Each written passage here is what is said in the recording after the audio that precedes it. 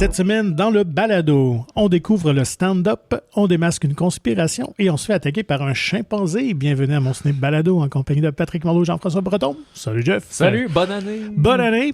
Premier épisode de 2026. Oui, c'est ça. Et, très chargé. Ben oui, puis derrière les coulisses, parce qu'on a déjà enregistré notre top de l'année hier, mais j'ai pas eu le temps de le mettre en ligne et tout. Fait que finalement, ça, c'est le premier épisode de l'année que vous entendez. Oui, avec un invité spécial aussi. Oui, écoute, on va le hyper avec Éric de Montigny, le visage et voix connu de Pop Culture Québec, qui est sur les réseaux sociaux depuis quelques années, qui a vraiment explosé cette année, à faire quelques collabs, à faire des reviews de films, de spectacles de musique, de séries télé, tout ça en format de vignette, là, des petits 30-45 secondes. Là. Fait que cool, Éric est venu partager. Puis on a des top 10 qui se ressemblent et se différencient sur certains points de vue, certains classements aussi. Ouais. Fait que je vais mettre ça en ligne en début de semaine prochaine. Puis ça sera notre... tu sais, voyez-là aussi comme une liste... rattrapage, quoi voir. Il y a beaucoup de films là-dedans qu'on va rejaser dans les Oscars et même les Golden Globes qui sont en fin de semaine. À souligner que ça va être dimanche soir, donc la fameuse soirée animée encore par Nikki Glaser, l'humoriste, qui a fait un bon boulot l'année passée, honnêtement. C'est sur quelle chaîne, cette affaire-là? On le sait-tu? Au Canada, c'est CTV. CTV, okay. Ouais, fait que la chaîne... Ça doit être pas ABC, parce que ABC, c'est les Oscars. Ouais. Fait qu'une des deux autres, c'est soit ABC ou CBS. Sur CTV, c'est bien correct, là, dans le sens que c'est pas comme je veux les pubs officiels. Je sais pas si on si hot que ça. Fait que moi, je pense que le grand duel, ça va être entre Amnet et Marty Supreme. Ça va mettre la table, justement, pour les Oscars très bientôt. Ça va être qui le grand perdant, tu penses? Moi, je pense que ça va être One Battle After Another. Ah ouais? Ouais. On verra bien. Ouais.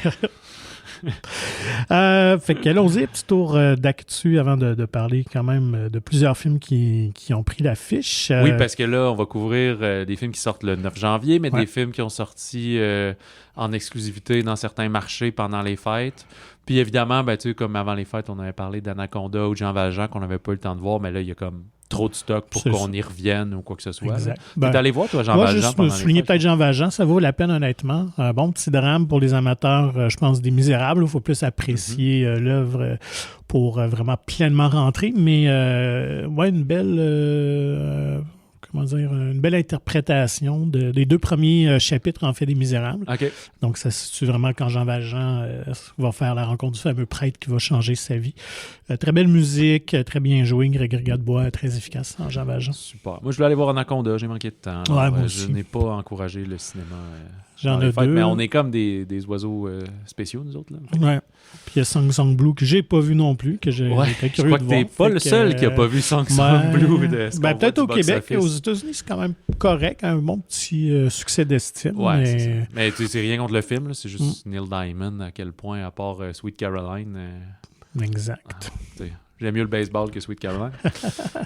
Alors, mais parlons quand même d'un événement qui a marqué les fêtes dans le monde du cinéma. C'est le décès de Brigitte Bardot, quand même. Faut le souligner. Tu me l'apprends. Ah ouais? Ouais, OK. Je savais pas ça. Ben oui, 28 décembre. Donc, moi qui pensais que j'avais pas vraiment déconnecté, finalement, un peu. Finalement, oui. Décédée à 91 ans des suites d'un cancer. Donc, quand même, Brigitte Bardot est une icône du cinéma français. Que, honnêtement, je vais confesser, j'ai vu aucun de ses films. Ben, sauf erreur, c'est elle dans Barbarella, Princesse de l'espace? Non, c'était Jane Fonda. Ah, bon. Moi non plus, je pense pas que j'ai vu. Non, son film qu'il a découvert grand public, c'est « Et Dieu créa la femme » en 1956, qui était un des premiers films sexy du cinéma français, et Le Mépris aussi en 1963. Donc, je pense qu'il y en a deux à voir. Si, comme moi, vous n'avez pas vu ces films, ce serait ces deux-là. Icône, évidemment, de sex symbole, de la mode de aussi. Ben oui, évidemment, qui changeait de cap. Ouais, en fait, qui a tout laissé, le cinéma, alors qu'il était à l'apogée de sa carrière pour justement se consacrer à la défense des animaux. Fait que voilà, Brigitte Bardot, quand même, un des monuments du cinéma français. Elle est décédée à quel âge? 91 ans. Ah, OK. Quand même. Fait que...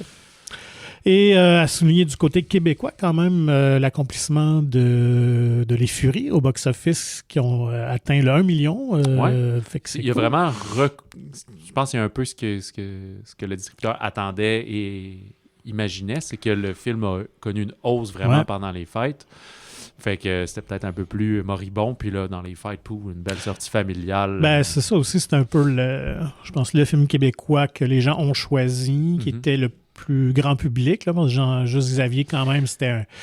Ben, honnêtement, entre les lignes, Juste Xavier est sorti le 12 décembre, puis si tu voulais aller voir le 26 décembre, il n'y avait pas beaucoup d'écrans au Québec qui l'avaient. Là. C'était plus alors niché que les quand Furies même. étaient plus largement à l'écran. Là. Donc, fait que bravo quand même, parce que c'est un des rares des films de 2025 québécois à avoir atteint 1 million. Ouais, l'année est plus modeste. Ça a été plus rough.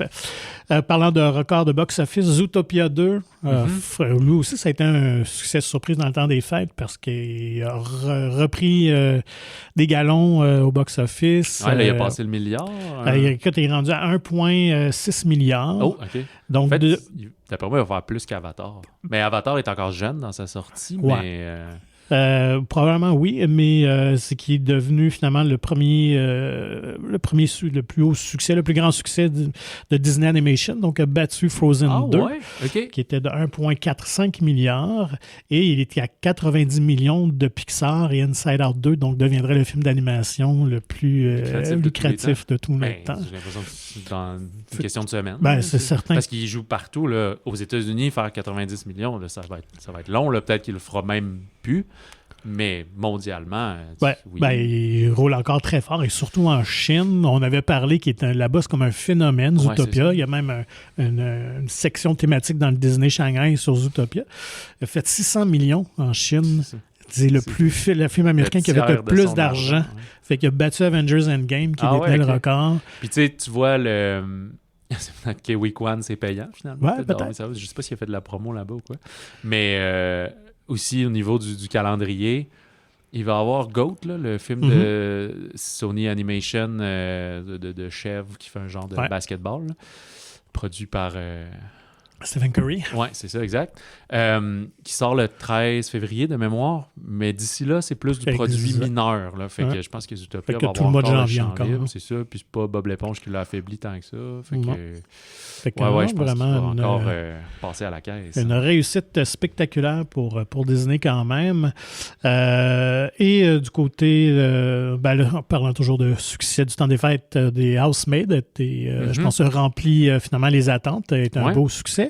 Et c'est sans surprise qu'on a confirmé la mise en chantier d'une suite, parce qu'on sait que c'est une trilogie en fait. J'ignorais. Il y a 3 romans, plus un petit recueil de nouvelles. Donc, The Housemaid's Secret, qui est le 2e tome.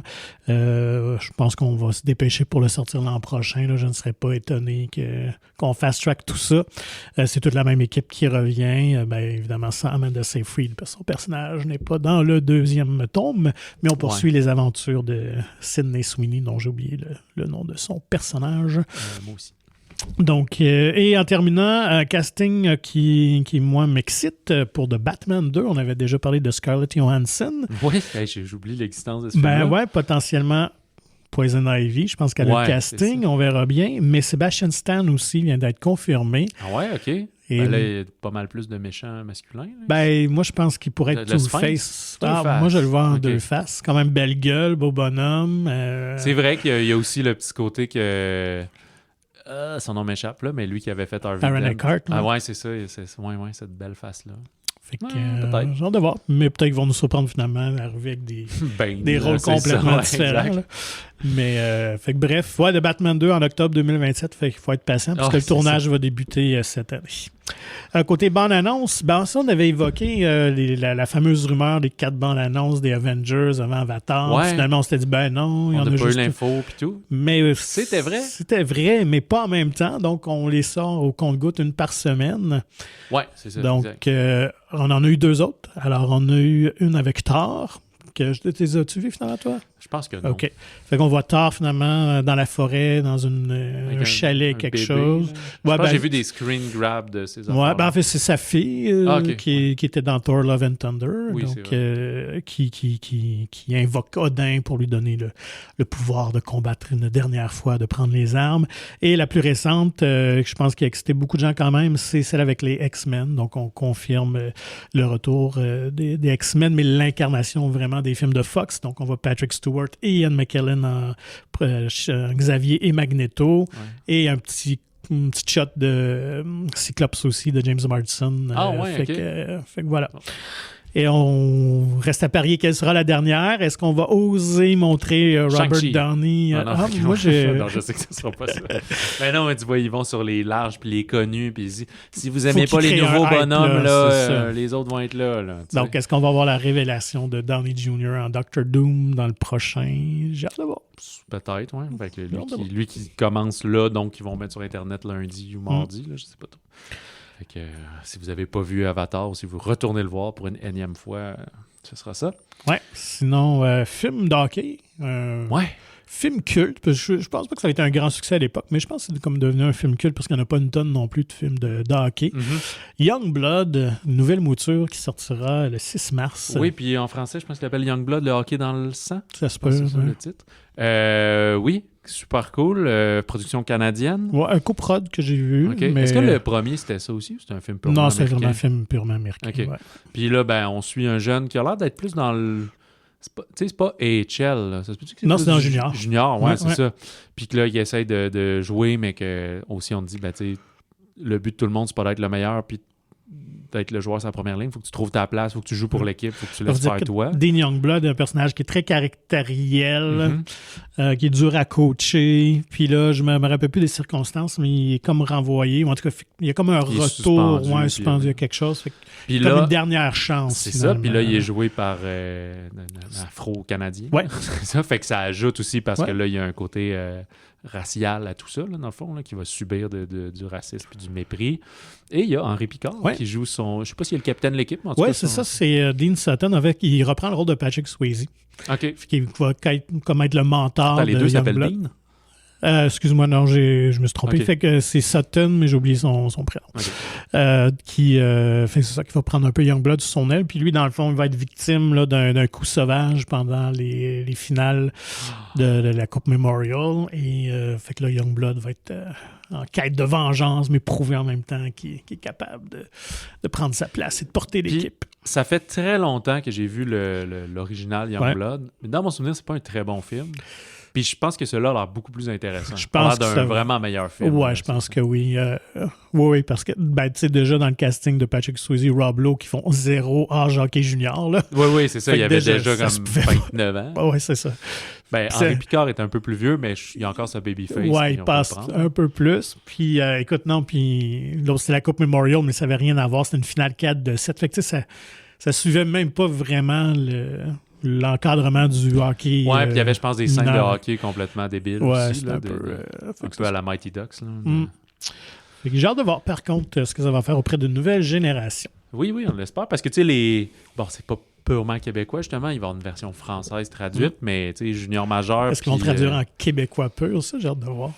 Hey, j'ai pas écouté la bande-annonce en français. Elle est sortie en français? Moi, j'ai vu en anglais. Elle est sortie en français aussi. Genre, aujourd'hui, il y a un communiqué de presse. Fait que j'ai pas écouté. Je suis curieux de voir. Ouais, j'irai voir. Moi aussi. Mais, tu sais... Ce qui est quand même drôle, parce qu'Henri Picard n'est pas du tout dans la bande-annonce. Fait que...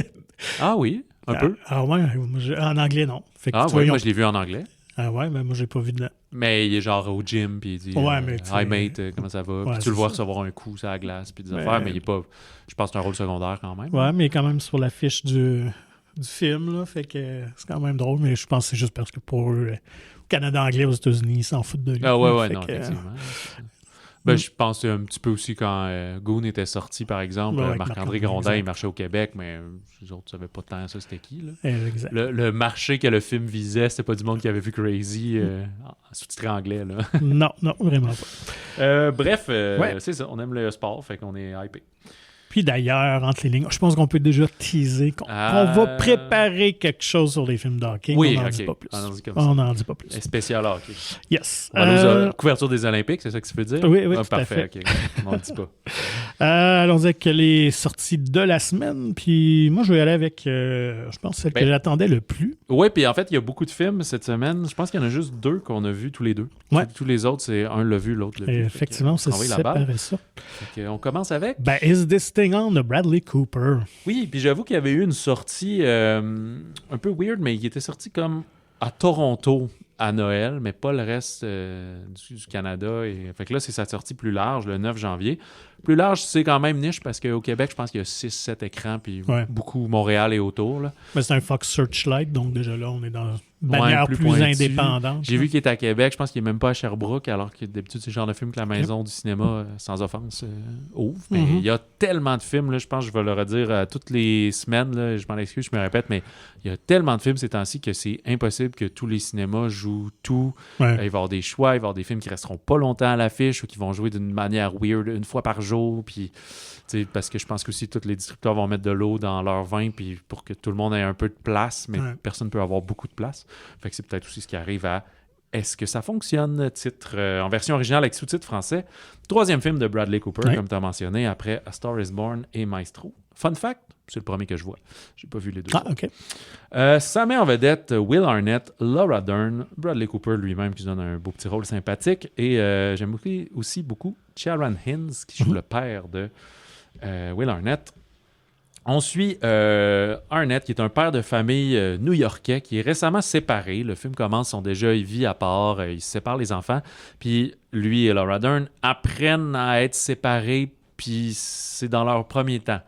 Tu comprends que ça fait 20-25 ans qu'ils sont ensemble, le mariage a fini par grincer puis avoir des difficultés, mais c'est pas du monde qui se lançait des assiettes par la tête puis qui ont trompé l'autre, puis etc. Ils s'entendent plus, ils se séparent, mais là, il faut qu'ils apprennent à dealer avec ça. Mais ce qui est intéressant dans ce film-là, ce qu'on n'a pas vu ailleurs vraiment, c'est que lui, par un heureux hasard, va s'inscrire à un open mic de Comedy Club, donc aller faire un 5 minutes contre un drink puis l'entrée gratuite.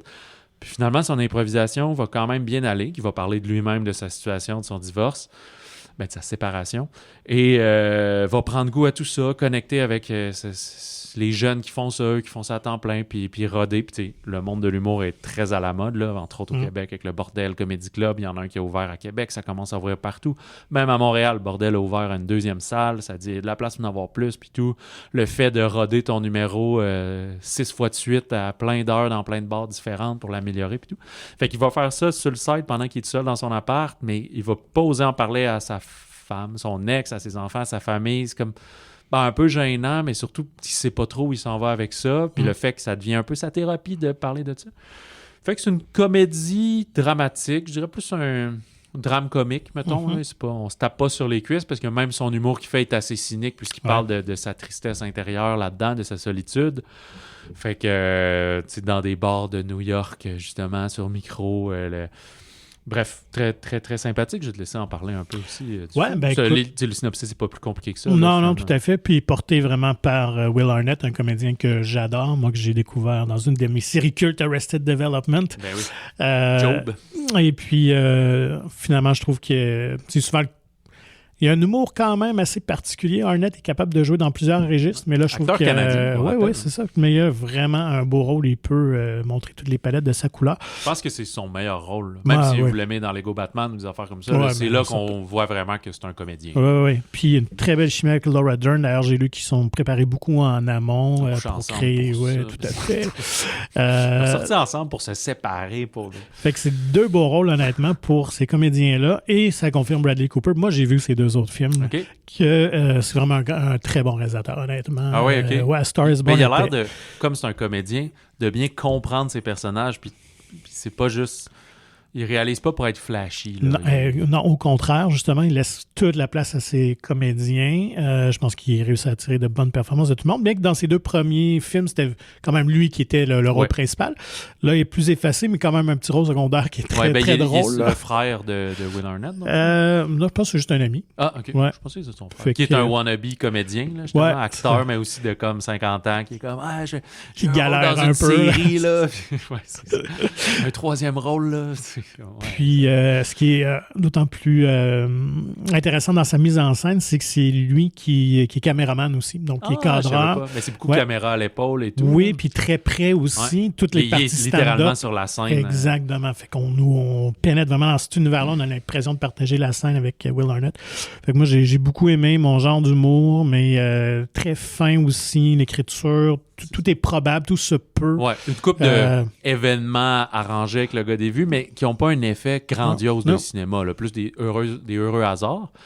Puis, ce qui est bien là-dedans aussi, c'est que c'est pas, comme quand on parlait un peu de Marty Supreme, qui est comme finalement pas tant un film de ping-pong, ben là aussi, là, c'est pas lui après qui va se retrouver à faire un gala puis qui va devenir un grand humoriste. C'est pas ça le but du film. Là. C'est juste comme si quelqu'un se formait un band de cover puis jouait 2-3 fois dans un bar, là, ben c'est un peu ça qu'il fait. Là. Il va juste faire des open mic une fois de temps en temps puis chummer avec cette nouvelle gang d'amis-là puis ils se mettent à fumer puis tout, mais il espère que sa situation se règle puis il n'est pas très heureux où il est finalement. C'est son exutoire, ça. Et ce qui était le plus surprenant, c'est qu'à la fin, on voit que c'est inspiré de faits réels. Oui, j'ai vu, puis c'est un joueur de soccer. Un ex-joueur de soccer, John Bishop, qui est un Anglais, qui est devenu humoriste à 40 ans, justement. Donc, c'est vraiment cette histoire-là. Par hasard, il s'est rentré parce qu'il ne voulait pas payer. Il a commencé il se séparait. Fait que tout ça, c'est vraiment réel. Étant en instance de séparation, il a commencé à raconter sa vie, ça a pogné. Il a repris avec sa femme parce que la scène, une des scènes du film, quand même, qui vire le narratif de bord a vraiment existé aussi. Puis, finalement, il est devenu un humoriste vraiment suivi, là, qui fait sa carrière avec ça. Oui, britannique. Et ce qui est drôle, c'est que Will Arnett a rencontré John Bishop en voyage à Amsterdam par hasard, sur un bateau. Ils se sont mis à jaser. Puis il a tellement trippé sur son histoire que c'est lui qui a voulu l'adapter. Le film est écrit à 6 mains, là, dans le fond. Bradley Cooper, mais avec Will Arnett puis Mark Chappell, qui est un scénariste. Ouais.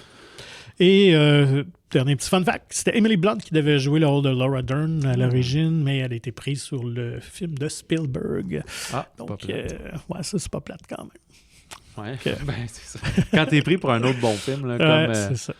C'est ça, c'était qui? Je me souviens plus, mais il me semble Matt Damon, là, il avait raté un bon coup. C'était Avatar. Ouais, mais Avatar, c'est parce qu'il était sur une suite de Jason Bourne. Ouais. Jason Bourne. Fait que c'est pas si mal dans le sens de son bébé puis tout. Mais quand il a fait Great Wall of China, là, qui était finalement je pense que ça a fait rater. Tu sais, les grands acteurs, actrices, pas nécessairement de talent, mais populaires, à chaque fois qu'ils disent oui à quelque chose, il faut qu'ils disent non à d'autres choses. C'est ça. Puis qu'après, des fois, je me souviens plus lesquels disaient ça en podcast, là, t'es curieux d'aller voir le film, tu fais comme ah ouais, j'aurais dû. Ou d'autres fois, t'es comme, effectivement, ça a l'air. Puis tu sais, toi, tu lis un scénario, là, tu ne sais pas de quoi ça va avoir l'air. Des fois, c'est juste un impondérable de timing parce que là, tu devais tourner au printemps. Finalement, le film est repoussé à l'automne, mais là, tu avais déjà engagé sur un autre projet avant. Puis, fait que souvent, c'est juste le hasard comme ça. Ouais, puis j'imagine que quand tu tournes avec Spielberg, c'est ton choix numéro 1 tout le temps. Là. Je pense que oui. Ça va être sûrement juste un rendez-vous manqué avec Bradley. Là. Il y aura peut-être une autre occasion. Ouais. Fait que restons du côté américain. Bref, vous aurez compris un film qu'on a tous deux aimé. Comme tu m'as dit, même si c'était sorti au cinéma au Québec en 2025, il aurait probablement été dans ton top 10. Je pense que oui. Moi, j'ai vraiment aimé. Garde-le en tête pour ton top 10 2026. Parce que, en tout cas, on est rien. Mais pour l'instant, il est dedans. Après une semaine de sortie, il est dedans. Ça, on verra si ça bouge. Techniquement, tout ce qu'on t'a vu aujourd'hui est dans ton top 10 à date. C'est ça. Fait que restons du côté américain. Tu débutes ou je débute parce que là, on a un split pour ce qui s'en vient. Vas-y. OK. Fait qu'on avec plus grosse sortie. Primate de Johannes Roberts. Johannes, peut-être? Ou Johannes, pas trop. C'est un Britannique, en fait. Ah, OK. Mais il y a un nom comme très scandinave. C'est un film d'horreur. C'est un film d'horreur qui, si on regarde la bande-annonce et les médias et le fait qu'il sorte en janvier, a l'air d'être de la chenoute. Ouais. Mais il n'en est pas. Non. Soyez surpris. C'est un creature feature qu'on appelle, qui était à l'époque où on va avoir un animal qui tue tout le monde. Des fois, c'est des lions, des fois, c'est des crocodiles géants. Cette fois-ci, c'est un petit primate, c'est un chimpanzé. En vacances dans l'archipel d'Hawaï, une collégienne et ses amis sont pourchassés par un chimpanzé domestiqué, mais qui est maintenant atteint de rage. Alors, puis je pense qu'à la maison, c'est qu'elle est pleine de domotique puis d'affaires de même. Es-tu toute robotisée? Non. OK. Non. Parce qu'il y a des vitres qui slidaient puis tout. Fait qu'ils sont un peu coincés là, puis le singe est rendu méchant puis il veut tuer tout le monde. Oui, en fait, c'est le singe comme de la famille de la protagoniste, parce que leur mère est une linguiste qui étudiait le langage avec les animaux et tout ça. Oui, puis le père est muet. J'oublie son... Troy Kocher. Oui, c'est ça, qui était dans le fameux Coda. Oui, c'est ça. Fait que déjà là, c'est intéressant aussi. Et la façon que le personnage est amené, c'est intéressant aussi. Le personnage du père. Oui, c'est ça. Mais ce qui surprend, en fait, c'est qu'on n'est pas dans un teen movie idiot, au contraire. Pas trop dans l'horreur non plus. plus un côté très thriller, des bons moments de tension, mais il y a quand même quelques moments de gore assez surprenants. Ben, c'est sûr que s'ils sont une poignée de gens, ils peuvent pas tous mourir en dedans de 20 minutes. Là, exact. Mais au-delà, c'est l'intelligence, honnêtement, de la mise en scène. Robert, c'est surtout connu pour le deuxième Strangers Prey at Night. Ah, OK. Et le dernier Resident Evil. Fait qu'il n'y avait pas un grand résumé. Il a fait beaucoup de films. Il a fait petits films, 47 Meters Down. Ouais, c'est ça. Donc, qui est aussi un film de monstre. Ouais. Il devient... Donc, a baigné beaucoup, mais dans des petits films un peu série B d'horreur. Mais je trouve qu'il y a vraiment une maîtrise dans sa mise en scène. L'atmosphère est vraiment intéressante. Beaucoup de clins d'œil à John Carpenter, que ce soit Halloween, The Fog, entre autres, et surtout par la musique. On est dans la trame sonore synthétisée à la Carpenter, qui ajoute un petit quelque chose de fun, rétro sympathique. Les personnages sont intéressants, les comédiennes vraiment efficaces aussi. Fait que, honnêtement, moi, j'ai eu beaucoup de plaisir à découvrir Primate. Comme tu as dit, j'étais sceptique en voyant la bande-annonce. Quand j'ai vu les premières critiques, quand même très élogieuses, fait que ça m'a fait changer mon fusil d'épaule. J'étais prêt à lui donner une chance. Puis, honnêtement, c'est un très bon divertissement. Puis là, tu sais, il y a eu des projections spéciales. On est vendredi, nous, quand on enregistre, fait qu'il y a eu des shows le jeudi soir dans certains cinémas. Fait que sur Letterboxd, les gens avec qui je connecte. On commençait à rater, puis c'est ça, tout le monde est comme, pas du 5 étoiles, mais tu sais, ils sont comme, hey, c'est vraiment bon.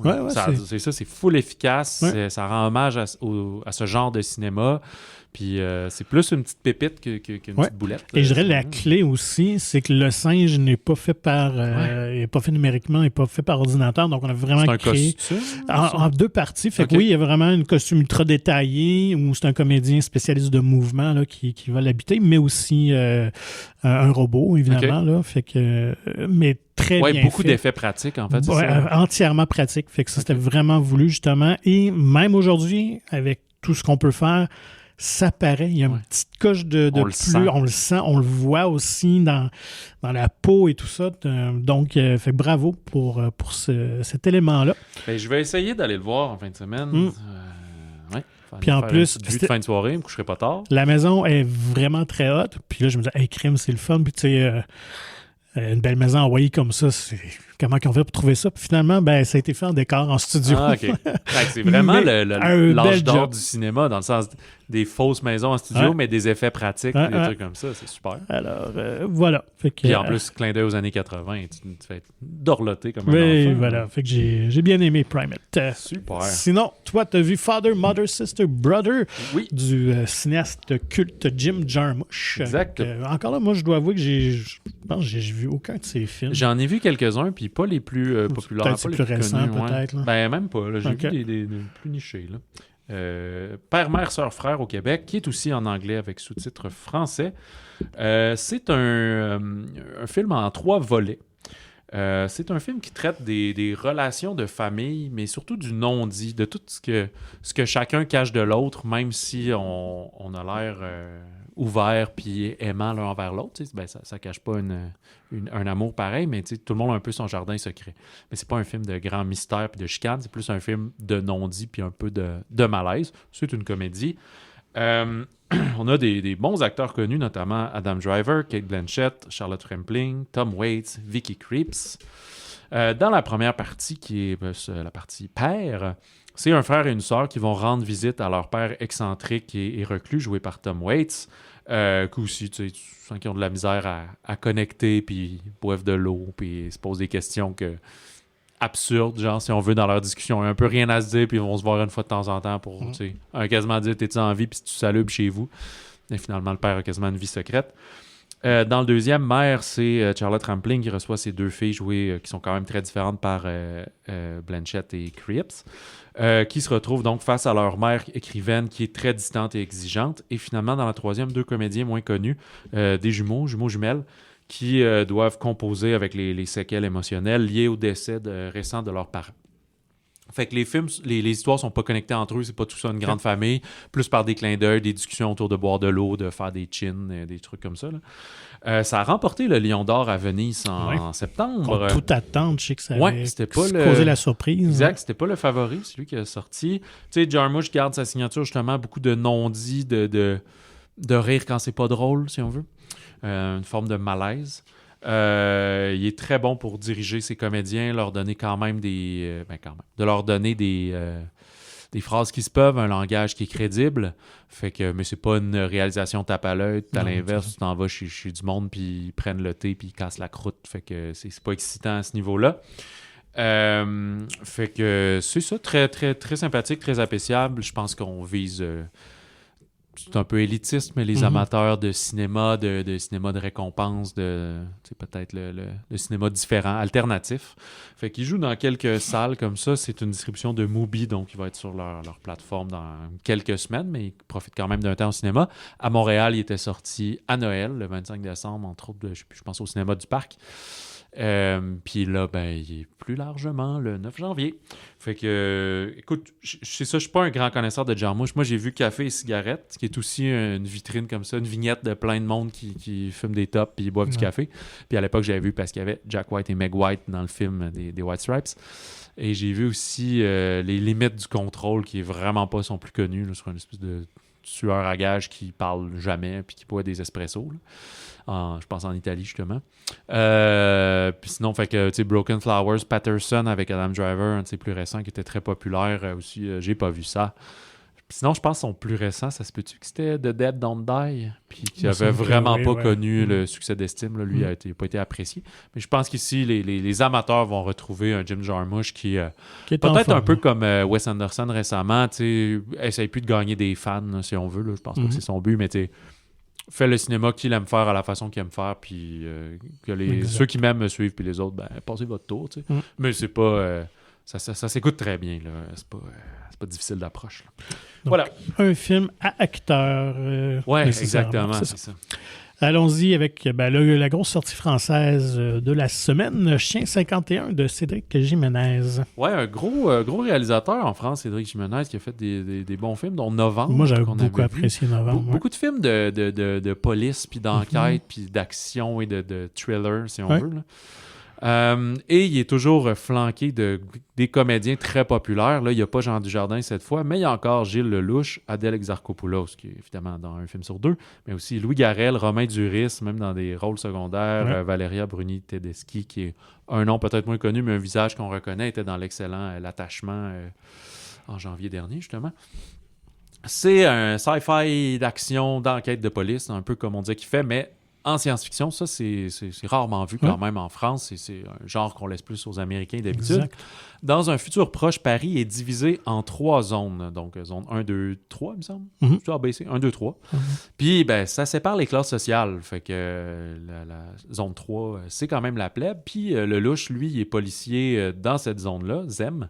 Mais Salia, jouée par Exarchopoulos, elle est une policière de la zone 2. Sauf qu'il y a un crime commis en zone 3, en fait. C'est l'inventeur de l'intelligence artificielle, Alma, qui a révolutionné le travail de la police. Mais il est retrouvé mort. Donc, cette policière de la zone 2 va devoir travailler avec celui de la zone 3.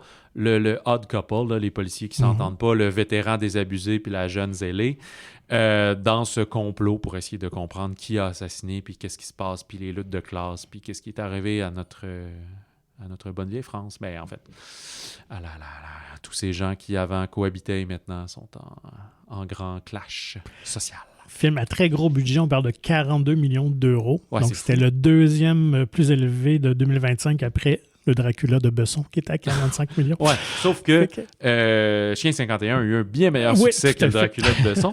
Quand même, 1,3 million d'entrées en France. Je pense que c'est le plus gros succès français de l'année. Oui, fait que moi, c'est un film que j'ai découvert à Toronto, Festival de films de Toronto, parce que je devais m'entretenir avec une partie de l'équipe. Finalement, ils ont choqué, ils ne se sont pas présentés, je pense, à Toronto. C'est pas juste toi qui t'ont dit chip, quelqu'un de plus connu. Non, écoute, le Festival de Venise a lieu à peu près dans les mêmes dates, puis ils étaient là aussi. Puis j'ai l'impression qu'ils ont dû avoir... plus de fun à Venise ou des possibilités de... Fait que... des fois, c'est peut-être aussi parce que, sans offense, l'acquisition canadienne était déjà faite, puis tout. Puis peut-être que c'était comme, Venise, on va avoir peut-être le reste du marché européen. Exact. Fait que moi, ce film, quand même, j'ai bien apprécié. L'ouverture est vraiment intéressante, honnêtement. La poursuite et tout ça, Jiménez filme vraiment de manière spectaculaire les poursuites, surtout dans Paris, dans les petites villes, mais en même temps avec ce côté-là futuriste. Des drones qui surveillent tout. Très intéressant. Je pense qu'il manque peut-être un petit quelque chose. Je pense que le film est peut-être pas complètement à la hauteur de la prémisse. Je pense que ça aurait Et du été... casting. Ouais, en plus, parce qu'il y a quand même un casting tout étoile. Fait que la conclusion est peut-être un petit peu décevante là, pour ma part. Mais si vous aimez le genre, ça respecte tous les codes. C'est quand même bien fait. Petit malaise aussi, je pense, dans l'histoire d'amour entre Gilles Lelouch et Adèle Exarchopoulos. Moi, c'est mon bémol là-dessus. Là. J'ai eu du fun à écouter le film et tout, mais c'était comme, c'était pas nécessaire. Il aurait pu juste être... Surtout qu'ils ont comme 15-20 ans de différence. Fait que, puis on dirait qu'à Mané, ils se sont dit il faudrait qu'ils couchent ensemble. Tu sais. Mais je sais pas. Là. Ouais. Mais sinon, esthétiquement, c'est vraiment super intéressant comme film. C'est bien réalisé. Ouais, ça n'a pas l'air cheap. Justement, non, c'est ça souvent quand, comme je dis, les Américains en font beaucoup. Puis là, dès qu'on. C'est d'autres pays qui font de la sci-fi, on est comme ça va être boiteux. Mais c'est comme non, ils font. Avec les moyens qu'ils ont pour que ça ait l'air à la hauteur là, des attentes. Peut-être une petite vibe Minority Report. Là. Je pense qu'on pourrait être un peu qualifié dans ce style-là pour donner une image. À noter quand même, c'est le 4e film avec Adèle et Gilles qui tournent ensemble. Oui, dont une coupe avec Jiménez. Oui, tout à fait. Donc, puis, comment il s'appelait celui que... c'était Bac Nord. Oui, c'est ça. Puis donc, ils ont joué aussi dans Fumer, il fait tousser. Et je verrai toujours vos visages que je n'ai pas vus. Puis évidemment, Gilles Lelouch avait pris Adèle pour son film L'amour ouf. Donc, une filiation là. Et c'est Xavier Dolan qui devait jouer le personnage de Romain Duris. Ah ouais? Ouais. Mais c'est drôle, il aurait été jeune pas mal pour être l'espèce de... C'est pas le boss, justement? Ben, c'est le créateur de l'IA, là. Fait que tu sais, il fait... Romain Duris, non, c'est pas le créateur, non, t'as raison. C'est comme le boss. Ouais, c'est ça. Le commissaire ou quelque chose de même. Ben... Mais ça aurait pu, là, parce que ça arrive dans la vie, justement, un peu plus jeune. Ouais. Fait que voilà. Non, parce que le créateur de l'IA, il n'est pas très connu, parce qu'il est comme mort dès le début. Oui, c'est moi qui a fait le... Puis il y a Louis Garrel, qui est l'espèce de... révolutionnaire. Ouais, c'est ça, exact. Ouais. Alors voilà pour Chien 51. Restons dans le film français. Oui. Encore là, un petit split pour nous deux. J'y vais où tu y vas? Ah, vas-y avec la petite dernière. Je pense que c'est un plus grand rayonnement. Afsia Herzi, ouais, parce qu'il faut noter que la petite dernière, c'est la comédienne Nadia Meliti qui avait remporté, encore là, contre toute attente, le Grand Prix d'actrice. Prix d'interprétation féminine à Cannes. Et le film a gagné la Queer Palm aussi. Ouais. Donc... de quoi parle-t-il? C'est un film queer. La petite dernière, grosso modo, c'est un coming out impossible.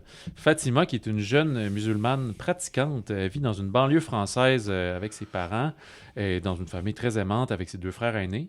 Mais à l'approche du bac et de son entrée à l'université, elle prend conscience de son attirance pour les femmes. Fait que partagée entre sa foi et son éveil sexuel, elle va s'inscrire en secret sur des applications de rencontres. Mm-hmm. Fait que cette... un peu inévitable cassure familiale quand tu sens que tu vas choquer tout le monde, mais est-ce que tu fais semblant ou tu veux devenir toi-même, être en paix avec toi-même? J'ai pas vu le film et j'aimerais beaucoup le voir parce que je trouve que je pense qu'il y a des très bons films de l'année. J'ai vu des critiques commencer à sortir, Cinoche.com, 4 étoiles, puis des trucs comme ça. Fait que ça a l'air d'un des très bons films de l'hiver. Oui, très beau film aussi parce qu'on est beaucoup dans la bienveillance, dans la luminosité. C'est pas lourd du tout. Au contraire. C'est comme un coming of age très bien exécuté dans le sens qu'on réinvente pas la roue, mais on l'a fait foutrement bien tourné. Oui, et surtout, on la présente dans un univers qu'on connaît moins, qui est quand même provocateur comme film. Je veux dire, c'est l'adaptation d'un roman aussi à la bec. Oui, c'est ça. Afsia Herzi, qui est aussi comédienne, je pense qu'elle est très comédienne très...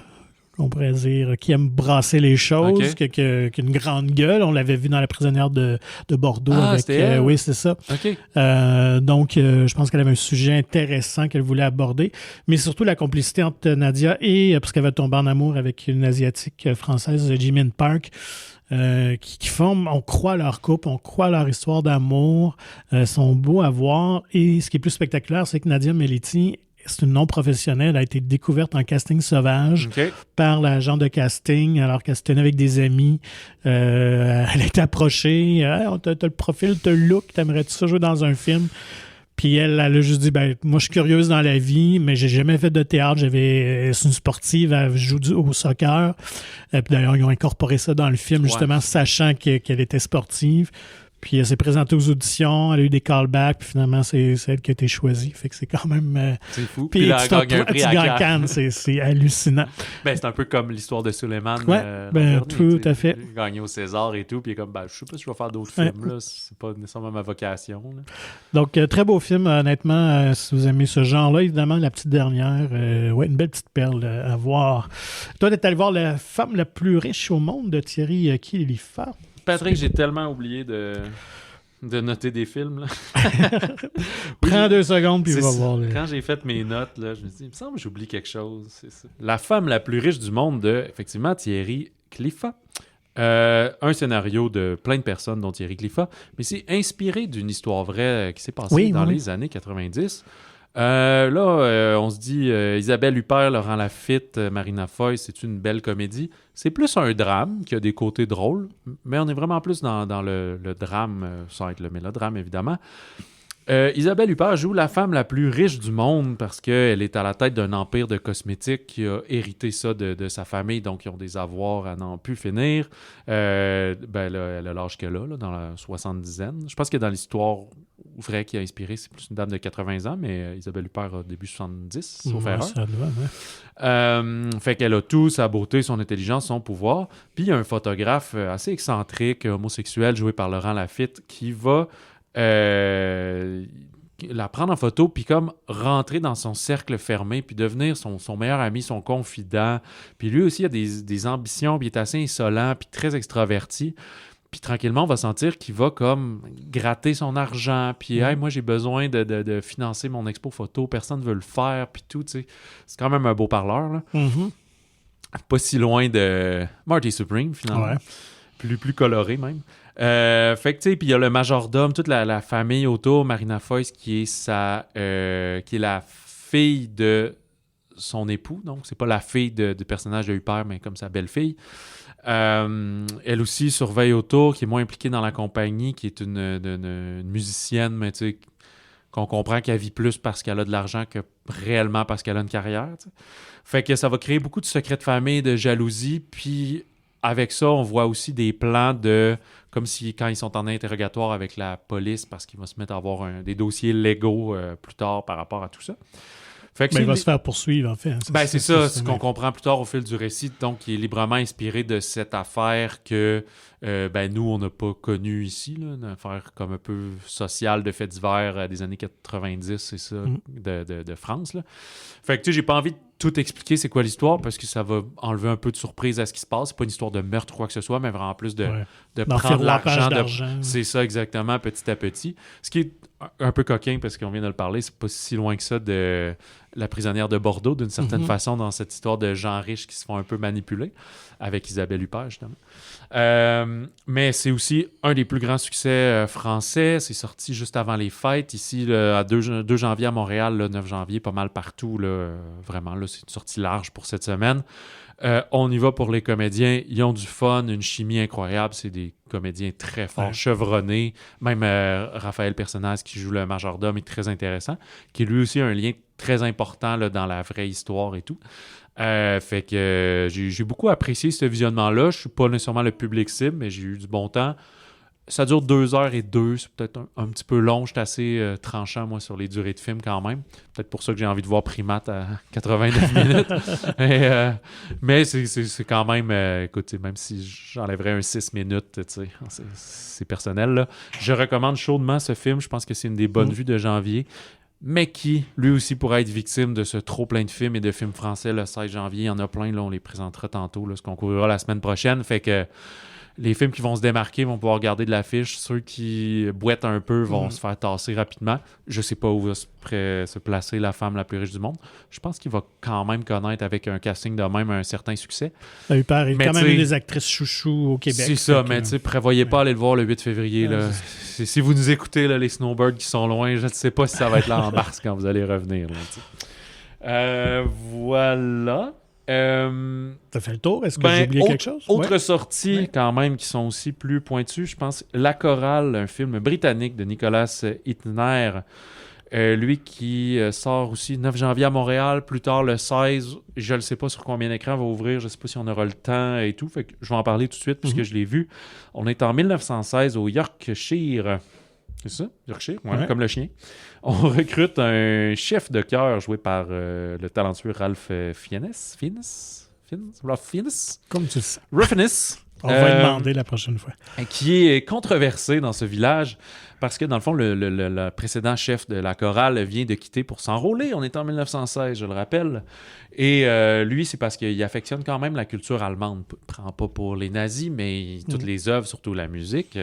Fait qu'il est controversé dans le village, puis il va diriger cette chorale-là qui est un peu boiteuse parce que plein de monde sont partis au front, reviennent ou ne reviennent pas, ou reviennent amputés. Fait que c'est se faire accepter dans le village, rebâtir. C'est comme un film... c'est comme un drame social autour de la musique. Je pense ici qu'on vise les amateurs, un public plus âgé, plus... Toi qui adores les films ben là, c'est la Première Guerre mondiale, mais de guerre, il n'y a aucune scène de guerre. Là. C'est vraiment le côté qu'est-ce que le village vit, puis eux, ils se font pas bombarder ou quoi que ce soit. Là.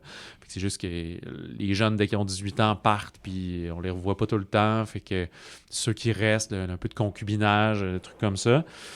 Il y a évidemment une performance musicale à la fin qui va égayer nos sens, mais c'est pas un film qui est chargé de musique tant que ça, même si on en discute beaucoup. Là, c'est vraiment plus le commérage puis les difficultés dans le village.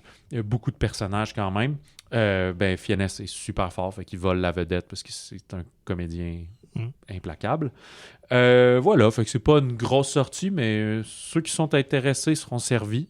Mais je pense la bande-annonce m'avait séduite quand même. Je trouvais que ça avait l'air intéressant, sympathique. Là, écoute, je te classe dans la case vieillissante qui devient intéressée par ces films-là.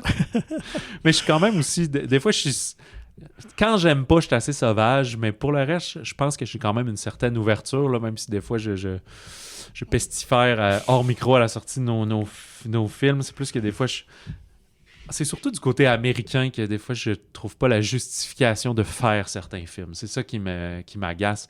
Mais d'habitude, je pars avec une certaine ouverture d'esprit. Puis c'est ce qui est arrivé avec La Chorale. C'est pas un film mémorable, mais c'est un film très, très agréable à écouter.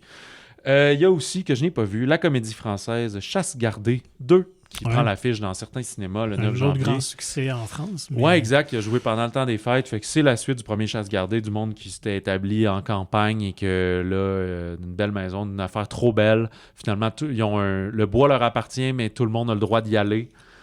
Droit commun, fait que là, il y avait de la chasse, fait que là, il y avait une guerre de gags là-dessus.